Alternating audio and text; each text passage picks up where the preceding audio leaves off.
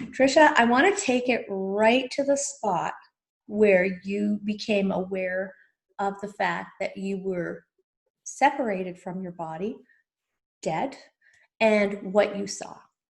Hello, everyone, and welcome to my channel. Today, I'm so excited about my guest, and I'm going to start by telling you all of her accomplishments. She's a college professor, the author of Angels in the OR, one of my favorite books. Also, just recently, the author of Loving Narcissists and Sometimes God. That's a poetry book.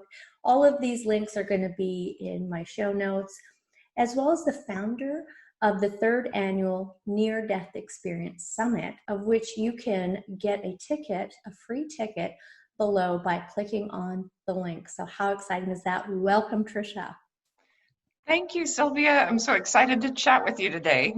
Tricia, I want to take it right to the spot where you became aware of the fact that you were separated from your body, dead, and what you saw.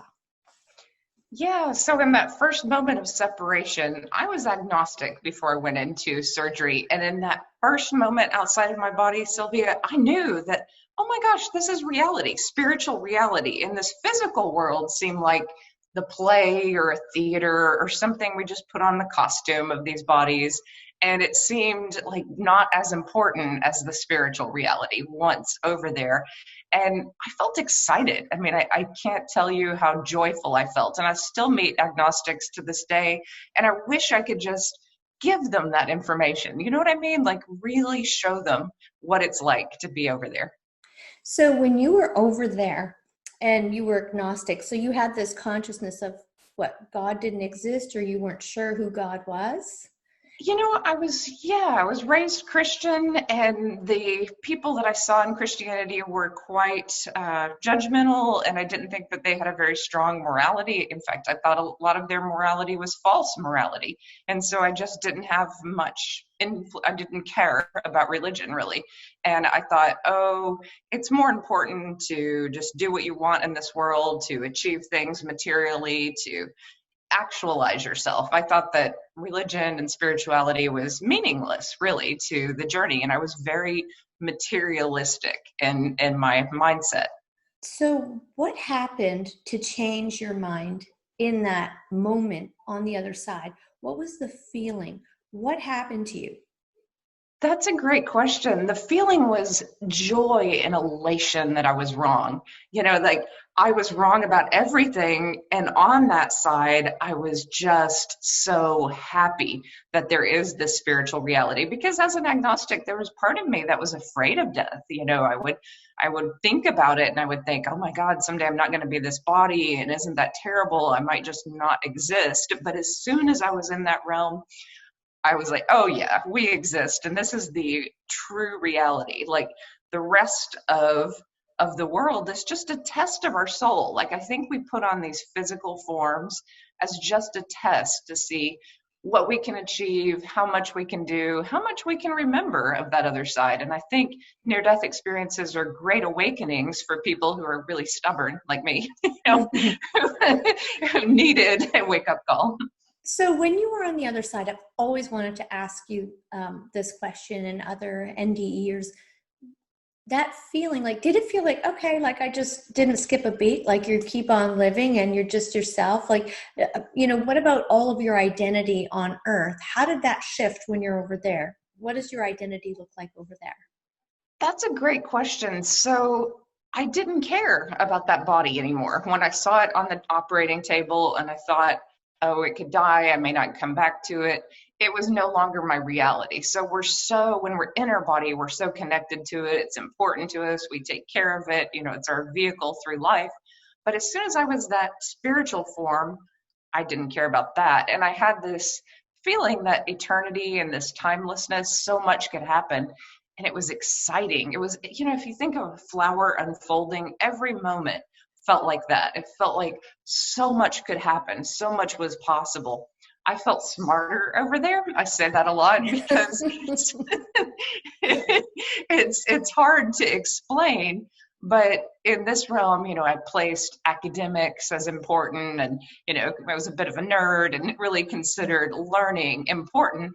But over there, information flowed into my spirit form at quick speeds, and I felt as if I was being shown so much that I couldn't learn while in the physical. So take me to the part where you saw your body on the operating table, and what happened? What was your interaction with the angels? The angels were about 9 feet tall, and they were composed of light. So at first, I didn't even really call them angels. I thought maybe they were light beings or just these intelligent beings that were there. And they interacted through the doctors. So they were both interacting with me, sending me messages through this telepathy, through their eyes, that calmed me down, told me a lot about what was going on.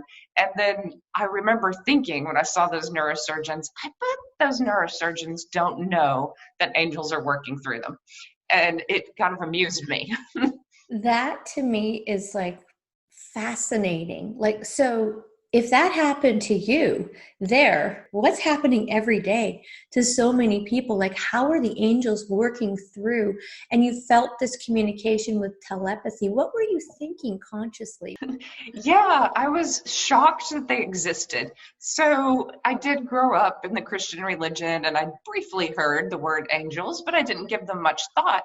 And I thought, these are incredibly intelligent beings, and they make the world seem much more magical, Sylvia, like magical in this way that we never thought it could be.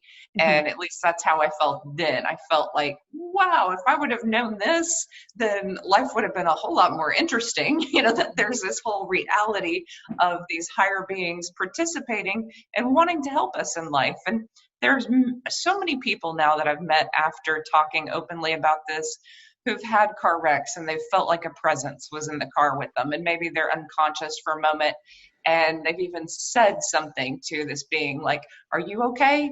Like they're so certain that someone is with them and Mhm. has helped them at different moments in their life. And so I think that idea is really kind of amazing, that we have guardian angels. Do you feel like they were sent there, or was this their job? Yeah, that's a great question. And I was humbled that they were there for me, if that makes sense. I thought, wow, my healing, my surgery matters to these intelligent beings. These beings of light care that I walk, they care about my journey. And I felt really excited. There are some people who say that maybe that's a portion of our higher selves, but they seemed so much more elevated and so much more advanced that I simply felt in that moment that they were amazing, and I was grateful that they were there for me. I agree 100% about that one. So I do want to go to the future, but I don't want to forget about your interaction with your grandpa, because that was so cool. So let's take it to the future for a moment, knowing that there are angels and speaking on YouTube about it. And what compelled you to take that experience, write a book, speak up? Like, what was the conversation that went on within you?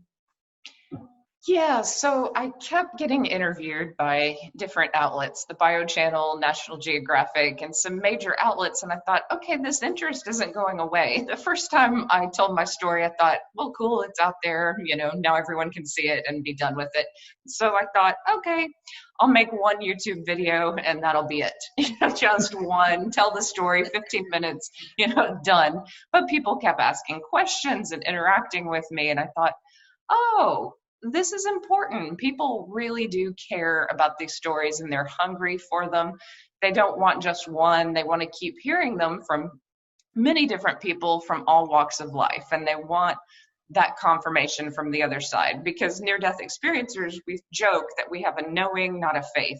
We're over there. We just know there's a spiritual reality. It's no longer a question for us. And I realize that people struggle with faith. There's lots of people who want that glimpse behind the veil, want that confirmation, and these stories help those people. And so that was part of it, but also I was driven as a woman in this society to speak up, because my story is more than just the near death experience. It's a life that has Mhm. unfolded in Mhm. challenging ways, but the other side is there to help with challenges. I think that's really important that you mention that, because um, you were an ordinary person having an extraordinary experience. Like, you had your challenges. It wasn't as though you were, I think a lot of people have the perception that somebody who has an NDE was already sort of on the angel side. But in fact, you were just living a normal life, and that experience absolutely changed you. In 3 to 5 words, how would you describe the transformation from before and after your NDE experience? Joy, I think, is the biggest one. Childlike joy is something that was not a part of who I was before. Connection, never feeling alone. So I walked and felt very much alone in my life. And after that near death experience, I feel God, I feel angels with me. No matter what I go through, they are there, even in the darkest of moments. And the final portion is fearless about the transition. So when it comes, an easy death would be an accident, that I think I would not fear at all. I've been tested. I've been in an airplane going down, felt no fear at all. So I think there's a fearlessness that near-death experiencers have. Okay, so like, you have not been prepared for these questions. So this I think is going to be a tough one. Why are we here, Tricia? Why do you think we're here on Earth as opposed to the beautiful place that you visited in your NDE? Well, I wanted to stay there, and a lot of us talk about that. When you are surrounded by God's love and you finally feel good and you finally feel like there's no more pain and you're loved and you're taken care of, why do you have to come back here? And my mission was for others who suffered more than me. And I certainly found them. Though I had major challenges and people point this out in my background, I mean, I encountered students whose lives made mine look like a piece of cake. And it was for them, to connect them with that light, to remind others of their soul journey, that I was gifted by God. God bestowed this glimpse of heaven and this glimpse of love, unconditional love, to me. And that was a great gift. And I think we often feel near death experiences like we have to give this back. Like we have to light people up and go, hey, it's all right. Don't fear death. Be joyful and be good to others. That's kind of the basic message we have to pass on. So when you were after the operating table, you met your grandpa. Tell us about that experience. Oh, yes. So I love that experience because I feel like he's still with me, and our ancestors definitely are with us all, and they want to just give us love.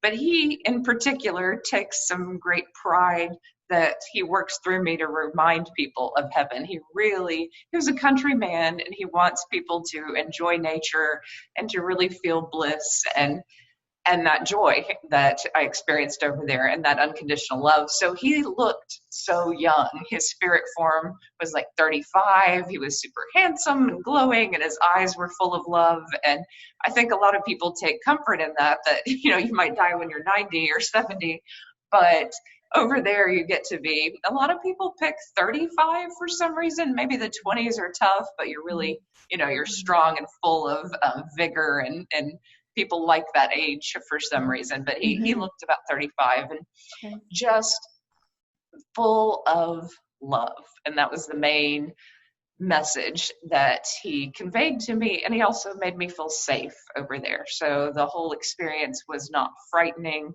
It was not sad in any way. And I think that's an important message for people, is that the transition is not going to be painful. You're going to be taken care of by angels that love you, your ancestors that love you, and even people who've had, like, I had no difficulty with my grandfather. He was a great guy, but I've heard enough near-death experiences from people who had like an abusive father, and over there the father was very loving. It was just like, oh, my son, I'm sorry. Like, now everything's okay, I'm here for you. So even people that were difficult in life are loving there, because love is all we take with us. The shadow is here, the love is there. So speaking of love and community and other NDEers, your evolution, your journey has progressed where now you are holding a third annual, not 1, 2, 3, you're on your third annual Near-Death Experience Summit. So what was your motivation for creating a platform and a space for all of these speakers? Well, originally it happened because I'm on a lot of Facebook groups and I see people there's 35,000 people and they're asking questions all the time of near-death experiencers or posting their own experiences. And I knew many of them could not fly to these conferences, the afterlife conferences and the IANS conferences, and they couldn't afford it. So 3 years ago, I was talking with you and you have experience in this area. And I was like, can it be done? And you showed me how, and I learned so much. But it was my opportunity to bring a piece of heaven to people who were just sitting in their homes. And that was my hope, is that if I had enough near-death experiencers talking about their experiences, maybe that beauty of heaven would leak through the computer screen into their homes. And it did. People talked about how their creativity was heightened, how their faith was unshakable after watching all these stories. So I think that was the motivation. Very nice. I want to speak to your bravery because you are a college professor and you're, clearly in the professional field where talking about NDE is really, you really do have to step into a brave side and stand up for yourself. And I just wanted to commend you on that. And I'm not sure, maybe you do, maybe you don't, but I can't imagine that how many people that you've helped. And I wanted to speak a little bit about how you helped me. So I'd had dreams and experiences that were telling me that heaven existed. I even communicated with my grandfather, and you can watch the other videos on my channel. However, I wasn't fully sure if it was real. So one day I was watching YouTube, and it was near-death experiences, and there was Tricia, and I thought, wow, the story, and it's not really a story, but your experience really hit me, and it made me think, oh my gosh, this is real. I'm not imagining what's happening to me. And to the point where I was so excited, I reached out to Tricia. Now, I have to give you a bit of background. My background is in marketing, and I never spoke about my spirituality or my spiritual experiences. I reach out to her and I'm like, oh my gosh, it's so awesome. We should do a reading, everything. And then I'm like, and about your YouTube thumbnails.